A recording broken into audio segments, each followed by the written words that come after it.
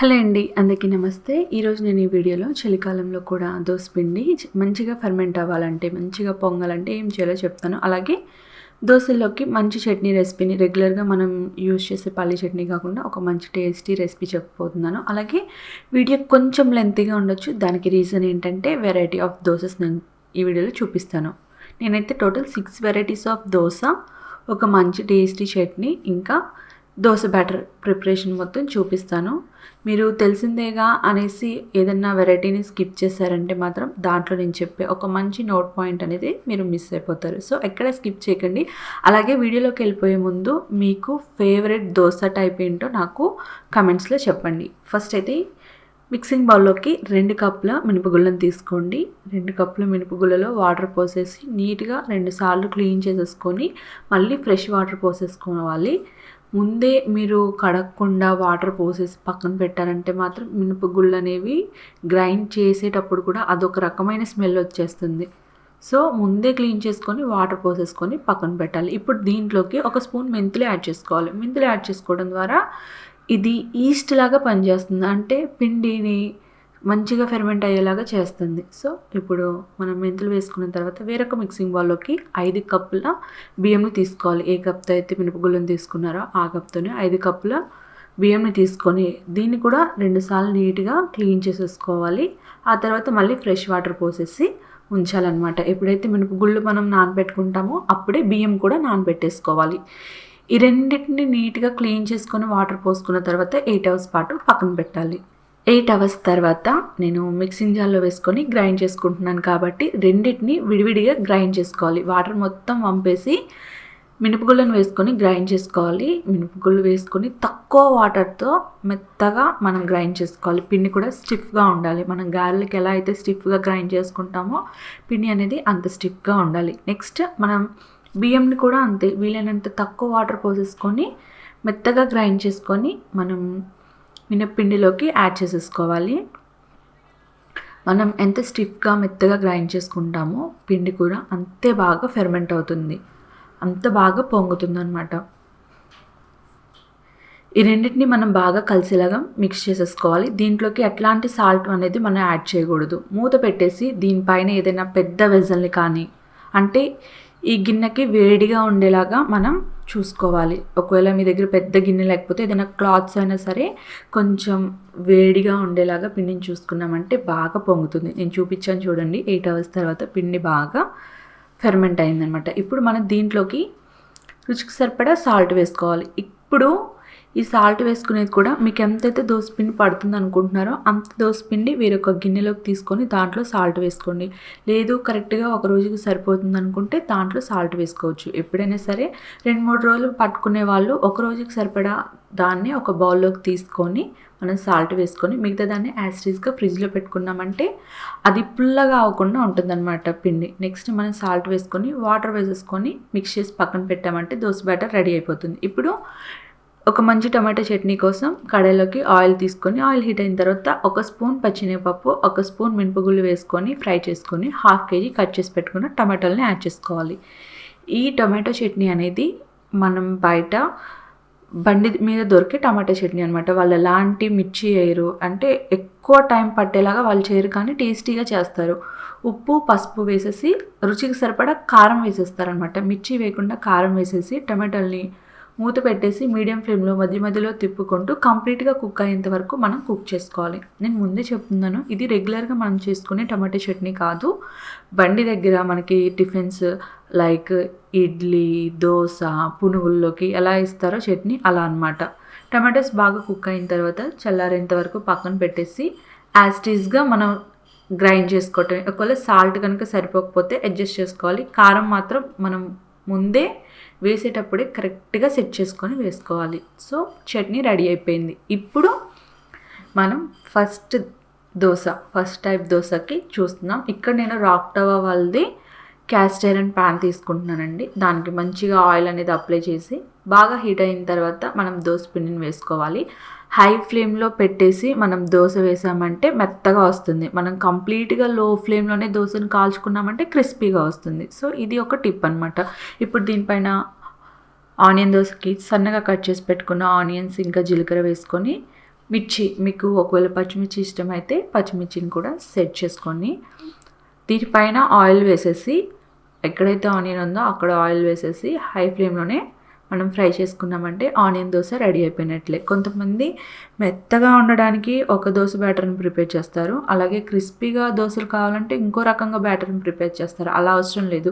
High ఫ్లేమ్లో పెట్టేసి దోశను వేసామంటే మెత్తగా వస్తుంది, లో ఫ్లేమ్లోనే కంప్లీట్గా దోశను వేసి ఫ్రై చేసుకున్నామంటే అది క్రిస్పీగా వస్తుంది అనమాట. ఇప్పుడు ఇది ఒక స్పెషల్ దోశ, నాకైతే చాలా ఇష్టం. దీని పేరంటే రాయలసీమ ఎర్ర చట్నీ అంటాము. దాంతో దోశను వేస్తారు. దానికోసం ఒక 8 ఎండుమిర్చిని వాటర్లో వేసేసుకొని ఒక 1 అవర్ పాటు నానబెట్టేసుకోవాలి. ఇవి ఘాటుగా ఉంటాయి, ఘాటు తక్కువ కావాలి అనుకుంటే 3 వేసుకుంటే సరిపోతుంది. ఇప్పుడు వాటిని మిక్సింగ్ జార్లోకి తీసుకొని ఒక ఉల్లిపాయ, ఒక 12 వెల్లుల్లిపాయ రెమ్మలు, రుచికి సరిపడా ఉప్పు, ఒక ఫుల్ టేబుల్ స్పూన్ జీలకర్ర, ఇంకా చింతపండు గుజ్జును కూడా వేసుకొని దీన్ని అంతటిని బాగా గ్రైండ్ చేసుకున్నామంటే రాయలసీమ ఎర్రకారం రెడీ అయిపోయినట్లే. కొంతమంది దీన్ని స్టోర్ చేసుకోవడానికి తాలింపు కూడా వేసుకుంటారు, కానీ నేను అప్పటికప్పుడే దీన్ని దోశ మీదకి యూజ్ చేసుకుంటాను. మనం వేసుకున్న దోశ మీద ఆయిల్ వేసేసుకొని ఈ ఎర్రకారంని స్ప్రెడ్ చేసేసుకొని దోశ కంప్లీట్గా ఒక సైడ్ కాలేంత వరకు మనం దోశ ఫ్రై చేసుకున్నామంటే ఎర్రకారం దోశ రెడీ అయిపోయినట్లే. ఇది సెకండ్ టైప్ కూడా అయిపోయింది. నెక్స్ట్ వచ్చేసి ఆలు దోశ లేదా మసాలా దోశ అని కూడా అంటారు. దీనికోసం కడాయిలోకి ఆయిల్ తీసుకొని ఆయిల్ హీట్ అయిన తర్వాత మనకి ఒక గుప్పెడు పచ్చెనగపప్పు, మీకు కావాల్సిన క్వాంటిటీని బట్టి తీసుకోండి. మీకు ఎక్కువ ఇష్టమైతే ఎక్కువ తీసుకోండి, తక్కువ ఇష్టమైతే తక్కువ తీసుకోండి. కానీ పల్లీలు అనేవి చాలా టేస్టీగా ఉంటాయి దీంట్లోకి, నాకు చాలా ఇష్టం, అందుకని నేను కొంచెం ఎక్కువ క్వాంటిటీలో తీసుకున్నాను. నెక్స్ట్ దీంట్లోకి పచ్చిమిర్చి, సన్నగా బాగా కట్ చేసి పెట్టుకున్న ఉల్లిపాయలు, జీలకర్ర, ఆవాలు, ఇంకా కరివేపాకును వేసుకొని తాలింపుని లో ఫ్లేమ్లోనే బాగా ఫ్రై చేసుకోండి. అలాగే మీకు ఏ దోశ టైప్ అంటే బాగా ఇష్టమో డెఫినెట్గా నాకు కమెంట్ చేసేయండి. అలాగే నేను చేయని దోశ టైప్ ఏదైనా ఉంది మీకు తెలుసు అని అంటే ఆ దోశ పేరు ఏంటో కూడా నాకు కమెంట్ చేయండి. డెఫినెట్గా కామెంట్ చేయడానికి ట్రై చేయండి. నెక్స్ట్ ఇప్పుడు దీంట్లోకి ఉడికించుకొని స్మాష్ చేసుకున్న ఆలు కంప్లీట్గా మంచిగా ఉడికించుకోవాలి. అలా అయితేనే ఆలు అనేది చక్కగా ముద్దలాగా మనం మెతుక్కోగలుగుతాము. అలా స్మాష్ చేసుకున్న ఆలుని దీంట్లోకి యాడ్ చేసుకోవాలి. ఒకసారి ఈ తాలింపుతో బాగా ఫ్రై చేసేసుకొని ఇప్పుడు దీంట్లోకి రుచికి సరిపడా ఉప్పు, ఒక 1/2 టేబుల్ స్పూన్ పసుపు, అలాగే టేస్ట్ తగ్గట్టు కారం వేసేసుకొని మొత్తం మిక్స్ అయ్యేలాగా కలుపుకోవాలి. ఇదంతా బాగా దగ్గరకు వచ్చేంత వరకు మనం లో టు మీడియం ఫ్లేమ్లోనే కుక్ చేసుకోవాలి. చూసారా, ఒక ముద్దలాగా దగ్గరకు వచ్చేసింది. ఇలా మనం కుక్ చేసేసుకొని పక్కన పెట్టేయాలి. నెక్స్ట్ మనం దోశ వేసుకున్న తర్వాత దానిపైన ఆయిల్ వేసేసి మనం మిక్స్ చేసి పెట్టుకున్న ఆలుని దోశ పైన స్ప్రెడ్ చేసేసుకోవాలి. హై ఫ్లేమ్లోనే దోశ బాగా ఫ్రై అయ్యేంత వరకు 2 సైడ్లో, అంటే నేను మడత పెట్టేశాను కదా, 2 సైడ్లో బాగా రెడ్ కలర్ వచ్చేంత వరకు ఫ్రై చేసుకోవాలి. అలా అయితేనే ఈ దోశ బాగుంటుంది. వైట్ కలర్ వస్తే మాత్రం ఈ మసాలాకి ఆ దోశ కుక్ అవునట్టే. బాగా మంచి రెడ్ కలర్లోకి అయితే దోశ అనేది రావాలి. ఇది ఒక వెరైటీ. నెక్స్ట్ కారప్పొడి దోశ. నిజంగా నా ఛానల్లో ఏ టైంలో పెట్టానో కానీ ఈ కారప్పొడి అనేది అప్పటి నుంచి సెర్చ్లో బాగా వస్తుందన్నమాట. ఇది చాలా టేస్టీగా ఉంటుంది. పుట్నాల పొడి దోశ అనమాట. పుట్నాల పొడిని ఎలా ప్రిపేర్ చేసుకోవాలో చెప్తాను. ఫస్ట్ అయితే కడాయిలోకి జస్ట్ 1 టేబుల్ స్పూన్ ఆయిల్ సరిపోతుంది. ఒక 12 ఎండుమిర్చిని తీసుకొని కరివేపాకు వేసుకొని లో ఫ్లేమ్లోనే మిర్చి ఫ్రై అయ్యేంత వరకు ఫ్రై చేసుకొని 1/4 కప్పు ధనియాలు వేసుకొని లో ఫ్లేమ్లోనే ధనియాలు బాగా వేగి మంచి స్మెల్ వచ్చేంత వరకు ఫ్రై చేసుకొని చల్లారేంత వరకు పక్కన పెట్టుకోవాలి. నెక్స్ట్ మిక్సింగ్ జార్లోకి తీసుకొని ఒక 12 వెల్లుల్లిపాయ రెమ్మలు, కొద్దిగా ఉప్పు వేసుకొని దీన్ని బాగా గ్రైండ్ చేసుకొని ఒకసారి స్పూన్తో మిక్స్ చేయాలి, లేకపోతే ఈ ఎండుమిర్చి అనేది ముద్దలు ముద్దలుగా ఉంటుంది. ఇప్పుడు 2 కప్పుల పుట్నాలు వేసుకొని సాల్ట్ వేసుకొని మెత్తగా గ్రైండ్ చేసుకొని దీన్ని ఒక 8 కంటైనర్లోకి స్టోర్ చేసుకున్నామంటే 3-4 మంత్స్ వరకు బాగుంటుందండి. మీరు ఒకసారి ట్రై చేయండి. పొడులు అనేవి కనుమరుగైపోతున్నాయి, బట్ చాలా టేస్టీగా ఉంటాయి. మీరు అన్నం తినేటప్పుడైనా సరే ఫస్ట్ ముద్దలోకి ఇలాంటి పొడులు ఏదైనా ప్రిపేర్ చేసుకొని తిన్నామంటే హెల్త్కి కూడా చాలా మంచిది. ఇప్పుడు దీన్ని దోశ పైన వేసేసుకొని దోశను బాగా కాల్చుకున్నామంటే దోశ రెడీ అయిపోయినట్లే. నెక్స్ట్ ఎగ్ దోశ కోసం ఒక టిప్ చెప్తాను. కొంతమంది ఎగ్ వేసేసి ఉప్పు, కారం వేసేస్తారు. కానీ అవేమో గడ్డలు గడ్డలుగా ఉంటాయి. అలా కాకుండా ఫస్ట్ కొంచెం వాటర్ పోసేసి ఆ వాటర్‌లో రుచికి సరిపడా ఉప్పు, పసుపు, కారం, జీలకర్ర వేసుకొని మిక్స్ చేసి ఎగ్ వేసుకున్నామంటే ఉండలు ఉండలుగా లేకుండా ఉంటుంది ఉప్పు, కారం అనేది. సో, ఇది అందరికీ యూజ్ అవుతుందని అనుకుంటున్నాను. ఎగ్‌ని బాగా మిక్స్ చేసుకున్న తర్వాత దోస పైన ఆయిల్ ఎక్కువ వేసేసి ఎగ్ వేయండి. ఇప్పుడు ఎగ్ కొంచెం పచ్చిదనం పోయిన తర్వాత దానిపైన ఆయిల్ వేసేసి ఎగ్ పైన నెక్స్ట్ సైడ్కి ఫ్లిప్ చేసామంటే ఈ ఆయిల్తో ఎగ్ అనేది మంచిగా ఫ్రై అవుతుంది. ఎప్పుడైతే మనం ఎగ్ ఉన్న సైడ్కి ఫ్లిప్ చేస్తామో అప్పుడు లో ఫ్లేమ్లోనే మంచిగా ఎగ్ మొత్తం కుక్ అయ్యేంత వరకు మనం కుక్ చేసేసుకోవాలి. ఇంకా అప్పర్ దోస పార్ట్ని కూడా మనం ఆయిల్తో ఒకసారి బ్రష్ చేసుకోవాలి.